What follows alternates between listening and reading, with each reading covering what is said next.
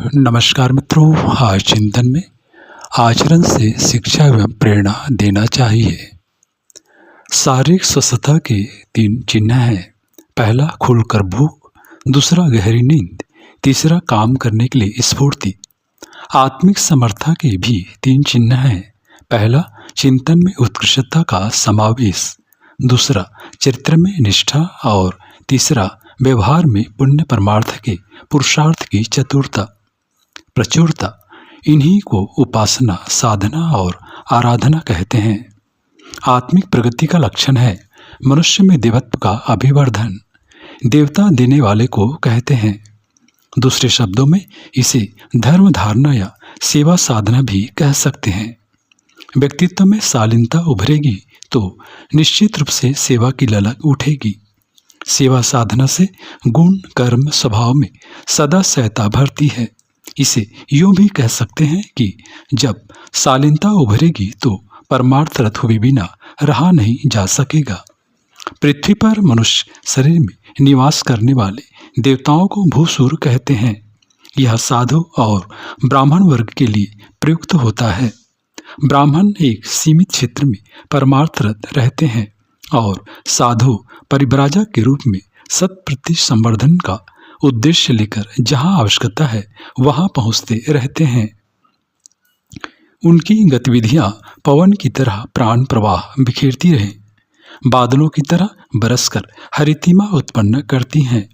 आत्मिक प्रगति से कोई लाभान्वित हुआ या नहीं, इसकी पहचान इन्हीं 2 कसौटियों पर होती है कि चिंतन और चरित्र में मानवीय गरिमा के अनुरूप उत्कृष्टता दृष्टिगोचर होती है या नहीं, साथ ही परमार्थ परायणता की ललक कार्यान्वित होती है या नहीं। मोटे तौर पर दान पुण्य को परमार्थ कहते हैं, पर इसमें विचारशीलता का गहरा पुट रहना आवश्यक है। दुर्घटनाग्रस्त आकस्मिक संकटों में फंसे हुओं को तात्कालिक सहायक आवश्यक होती है। इसी प्रकार अपंग असमर्थों को भी निर्वाह मिलना चाहिए। इसके अतिरिक्त अभावग्रस्तों, पिछड़े हुओं को की ऐसी परोक्ष सहायता की जानी चाहिए जिसके सहारे वे स्वावलंबी बन सकें। उन्हें श्रम दिया जाए, साथ ही श्रम का इतना मूल्य भी जिससे मानवोचित निर्वाह संभव हो सके। गांधी जी ने खादी को इसी दृष्टि से महत्व दिया था कि उसे अपनाने पर बेकारों को काम मिलता है। अन्य कुटीर उद्योग भी इसी श्रेणी में आते हैं। बेरोजगारी दूर करने के साधन खड़े करना प्रकारांतर से अभावग्रस्तों की सहायता ही है। मुफ्तखोरी को बढ़ावा देना दान नहीं है, इसमें निठल्लेपन की आदत पड़ती है। प्रमाद और व्यसन पनपते हैं। लेने वाले को हीनता की अनुभूति होती है और देने वाले का अहंकार बढ़ता है। ये दोनों ही प्रवृत्तियां दोनों ही पक्षों के लिए अहितकर हैं। इसलिए औचित्य और सही परिणाम को दृष्टि में रखते हुए दान किया जाना चाहिए, अन्यथा दान के नाम पर धन का दुरुपयोग ही होता है और उससे स्वावलंबन का उत्साह घटता है। दानों में सर्वोपरि ज्ञानदान को माना जाता है। इसे ब्रह्म यज्ञ भी कहते हैं। सद्भावनाएं और सत्प्रवृत्तियां जिन प्रयत्नों से बढ़ सके उसी को सच्चा परमार्थ कहना चाहिए। सच्चिंतन के अभाव में ही लोग अनेकों दुर्गुण अपनाते और पतन पराभव के गर्त में गिरते हैं। यदि सही चिंतन कर सकने का पथ प्रशस्त हो सके तो समझना चाहिए कि सर्वसमर्थ मनुष्य को अपनी समस्याएं आप हल करने का मार्ग मिल गया।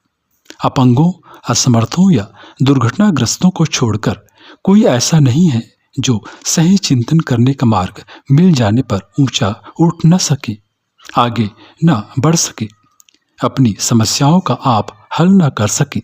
इसलिए आत्मिक प्रगति के लिए प्रधानतया यही नीति अपनानी चाहिए कि लोकमानस के परिष्कार के लिए, शत-प्रति संवर्धन के लिए अपनी योग्यता और परिस्थिति के अनुसार भरसक प्रयत्न किया जाए।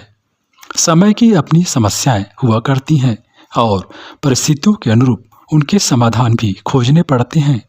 प्राचीन कथा, पुराणों और धर्मशास्त्रों से युग धर्म का निरूपण नहीं हो सकता। उसके लिए आज के प्रवाह, प्रचलन और वातावरण को ध्यान में रखना होगा। इस हेतु युग मनुष्यों को ही सदा से मान्यता मिलती रही है। इन दिनों भी इसी प्रक्रिया को अपनाना होगा। इसके लिए युग चेतना का आश्रय लेना होगा। युग मनुष्यों के प्रतिपादनों पर ध्यान देना होगा। सद्ज्ञान संवर्धन का सही तरीका यही हो सकता है। साक्षरता की तरह ऐसे सद्ज्ञान संवर्धन की भी आवश्यकता है जो मनुष्य व्यक्ति और समाज के सम्मुख उपस्थित समस्याओं के संदर्भ में समाधान कारक सिद्ध हो सके। आत्मोत्कर्ष के लिए आराधना का सेवा साधन का उपाय भी इसी आधार पर खोजना होगा। लोकमानस का परिष्कार और सत्प्रति संवर्धन को सर्वोच्च स्तर का आधार मानते हुए बौद्धिक, नैतिक और सामाजिक क्षेत्रों में युग धर्म की प्रतिष्ठापना की जानी चाहिए। कहा जाता रहा है कि विचार क्रांति की ज्ञान यज्ञ की साधना में सभी दूरदर्शी विवेकवानों को लगना चाहिए।